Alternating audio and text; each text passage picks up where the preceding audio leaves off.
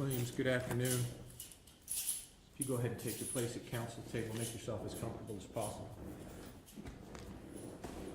We're here this afternoon in the matter of State versus Brianna Williams is present along with Mr. Beard, her counsel for the state. Ms. Anderson and Mr. Hutton are also present. This is 19 CF 11711, case 48 on the calendar. The matter was passed to today to permit the court to review items that were submitted for its consideration at the second day of the hearing. After conferring with counsel, I, of course, committed to review all of the evidentiary exhibits that were submitted. There were in excess of 125 for the state, approximately 7 for the defense. I've reviewed them all, some in the company of counsel, some in my chambers. So that the record is clear, I have reread the pre-sentence investigation report subject to the objections that were raised by Mr. Beard. I've read the defendant's transcripts from secondary school in their entirety, and I'm familiar with their content. I've read the defendant's entire packet of military records submitted for my review. That's Defendant's Exhibit 2, including all of the efficiency reports submitted by those who were responsible for her supervision in the Navy. I've read the clinical psychology associates of North Florida report in its entirety as prepared by Dr. Bordini. That's Defendant's 1. I have read again for a second time the report of osteological examination submitted for the court's consideration, and at the request of counsel, I have also read the deposition of December 6, 2021, taken of Heather Walsh-Haney, PhD, regarding the analysis of the bones recovered at the crime scene. Having considered all these items, I spoke with the state and the defense at sidebar prior to you being brought out, Ms. Williams, and so I won't keep you in the dark about anything I ever say to your attorney or to the state. I discussed some real questions I have regarding the law, but I'm going to put those on the record here in just a moment. They may be inconsequential, but I wanted to warn the lawyers that they may be raised, and once they become part of the record, they may be an issue that the lawyers can help me with at some future date. But regardless, I'm prepared to go forward with sentencing today. It's important that we recall that the guideline range is 20.5 to life. The defense has argued for a minimum guideline sentence, recognizing that there's no legal basis to deviate below the guidelines. They requested that the court impose a sentence of 20.5 years. The state is seeking life. Sentencing is difficult for any judge. It's particularly difficult in a case like this. I've examined the mitigation that has been offered by the defendant. It's important to recall that we are here today on a sentence for second-degree murder. The defendant was originally charged with a series of crimes involving child abuse or neglect, as well as essentially providing false information to law enforcement. Those were dropped in light of the plea to the pending charge. She's not charged with those any longer, although child abuse and neglect became relevant. Her lying to the police became relevant, but I'm not fashioning a sentence in light of that. They are taken into consideration, and I just want everyone to be aware that my focus is only on what the law allows me to be focused on, which is the second-degree murder itself. Therefore, what she did after the death and the desecration of the body, again, is relevant only for fashioning an appropriate sentence related to the homicide itself. In considering the mitigation, the defendant has no criminal history, which is unusual, but that is taken into consideration. I say it's unusual because it's not uncommon in this court for those who appear before me to have a criminal history when violent crimes are involved, but in this case, no criminal history. I reviewed the academic record.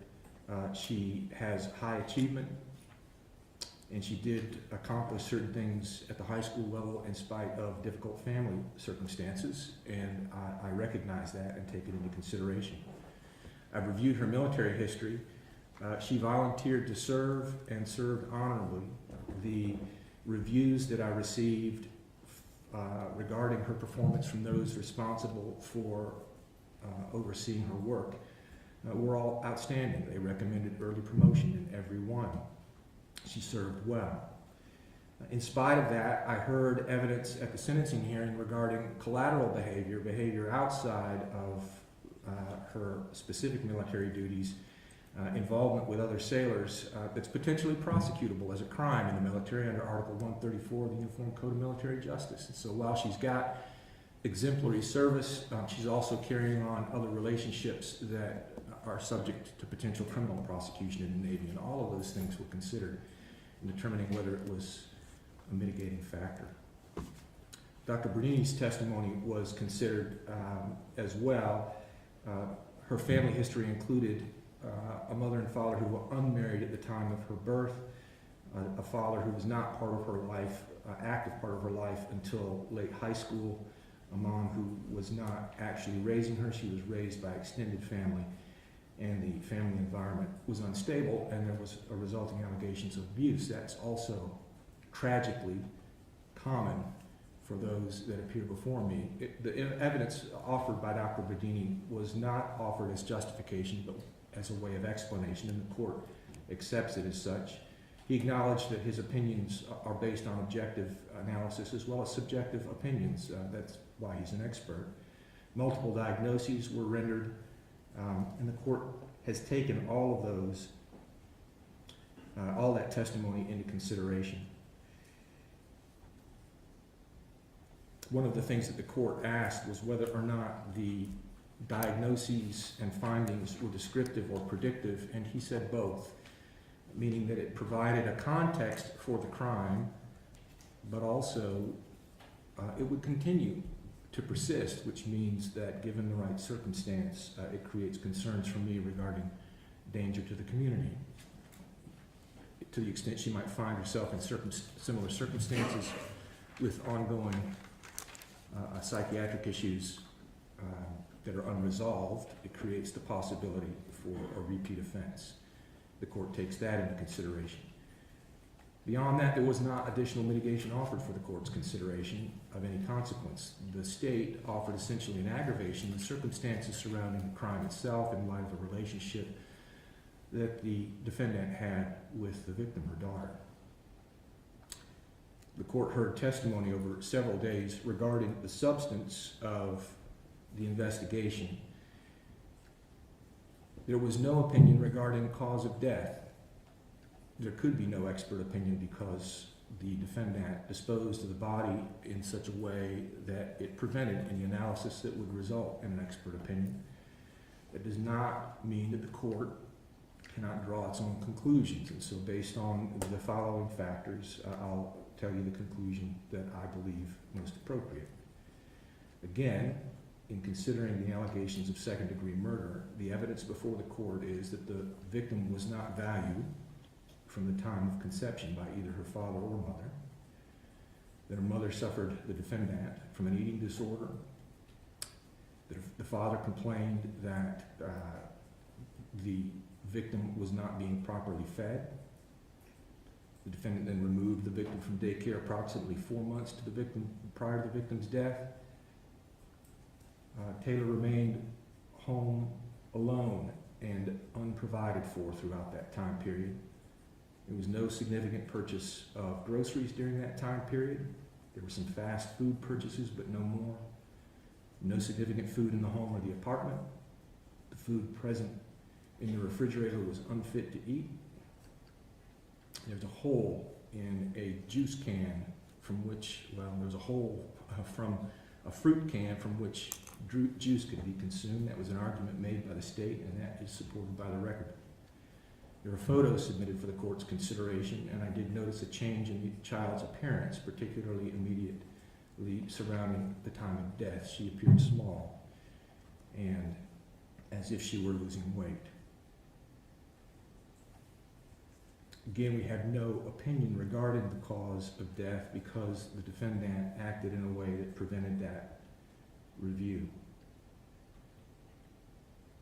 According to her testimony, she found Taylor Rose slumped over in a closet, unresponsive, and she knew that she was dead.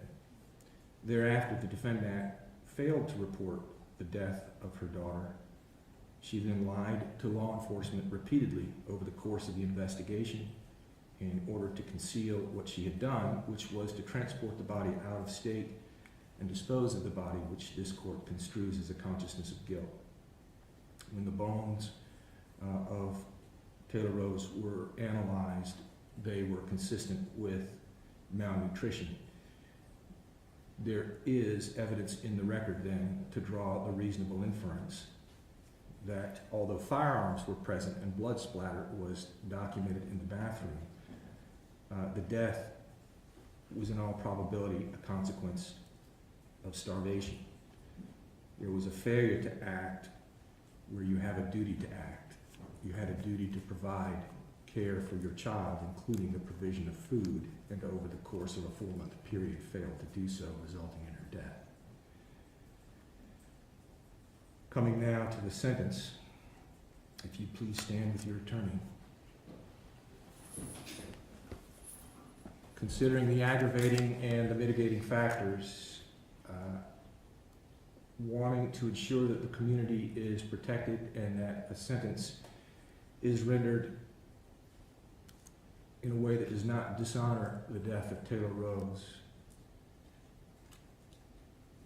the court sentences you to life in prison. Madam Clerk, can you give me credit for time served, please? We have 1,043 days, Judge. 1,043 days credit for time served. You'll pay $600, correct that. Madam Clerk, is it $518? $518 on $150. $518 and $150 public defender fee. Are you asking me to convert it to a civil judgment? Yes, Judge. I'll convert the matter to a civil judgment. Ms. Williams, I take no pleasure in pronouncing the sentence. You have 30 days from today's date to take an appeal of the sentence if you believe any portion to be illegal. If you can't afford an attorney for that purpose, I'll appoint the public defender to represent you. It's a tragedy all the way around. I wish the families well. Anything further from the state? No, Your Honor. Anything further from the defense? No, Judge. We're adjourned. Thank you all.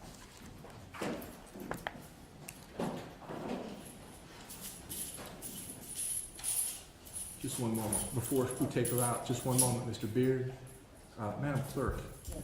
I want to make sure that I adjudicated the defendant guilty rather than just pronounce a sentence. Did I adjudicate her guilty? No, Judge. That's essential. I thought I missed that part. Let's go ahead and bring her back so that the record is clear. Ms. Williams, if you'd step back to the podium, please.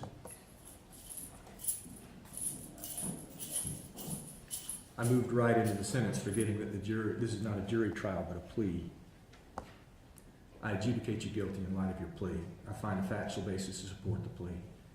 In light of the adjudication of guilt for second-degree murder, I sentence you to life in prison with credit for 1,013 days time served. You'll pay $518 in court costs and a $150 public defender fee. I've converted it to a civil judgment. You have 30 days from today's date to take an appeal of the sentence if you believe any portion to be illegal. If you can't afford an attorney for that purpose, I'll appoint a public defender. Thank you. It's 1,043. 1,043, I beg your pardon. 1,043 days time served. Thank you all. Now, anything further from the state? No, Your Honor. Anything further from Mr. Beard? No, Judge. You've all been helpful. Thank you. We're adjourned.